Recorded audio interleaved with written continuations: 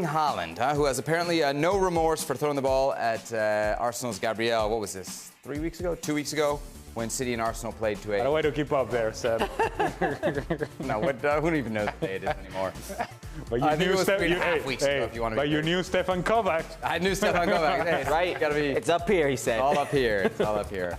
Quote, it was in the heat of the moment, and a lot of stuff happened in that game. Things that happen on the pitch stay there, and that's how it is. I don't regret much in life. Herc, this seems like something you would have done. I'm sure you're going to defend Haaland here. No, not to that extent. Listen, we all have our moments as footballers where it's the heat of the moment. You get away. It's out of character. I could only imagine if I'm Gabriel in that moment, and I find out because he had no idea what happened. He's thinking the ball hit off the back of the net. Maybe it comes out. The ball boy threw it. He has no idea.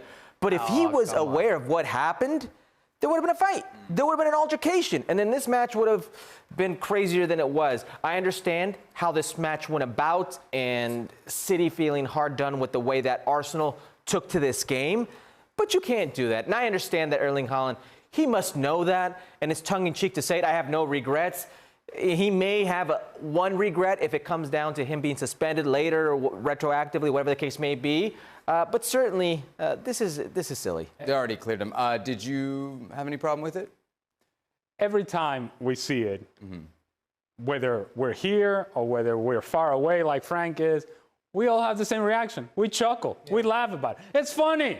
It's funny. I don't have a problem with it. Look, you know how you don't get hit in the head with a ball? You don't allow the other team to score. There it is. Yeah? And is it over the top? Maybe. But calm down, people. Hey, the fun police over here with Herculez. Huh? What would you have done if you're getting... I would not have liked it, but what do you think am I going to do? Am I going to go chase Erling Haaland and fight him? I don't think a fight breaks out. A fight never breaks out on the field because everybody, all they do is push, push, push. Nobody ever throws a punch. I would like for somebody to throw a punch at some point.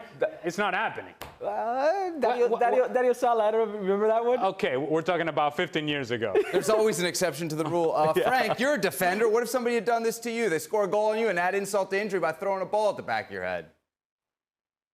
Well, I'm pretty sure that if I would have been, Gabriel in Gabriel's shoes, I'm pretty sure that I would know that could happen because I'm pretty sure that something happened before to make Haaland reacting like that. So I'm pretty sure there was something previously between Gabriel and Haaland in order for Haaland to go to Gabriel and throw the ball at his head. It's okay, it's part of the game. I remember, being knocking in the head, having a bump like that, and Vinnie Jones coming to me when they scored the goal and saying to me, "Hey, Frankie, welcome to England." Well, we laugh, and that's it. That's what it is. It's football. We insult each other. We argue to each other. It's not nice, but it is what it is. And you have to accept the fact that if you give, you have to be ready to receive. So I'm pretty sure Gabriel is not that innocent in that matter. 90 years in the making.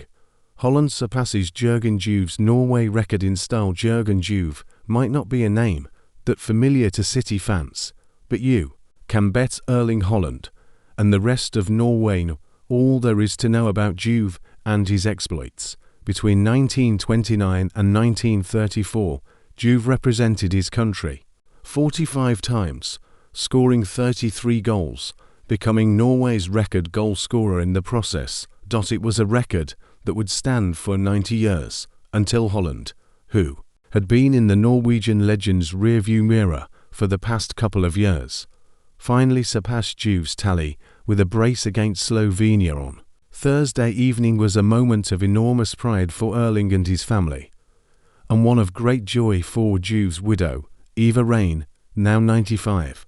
It's almost scary.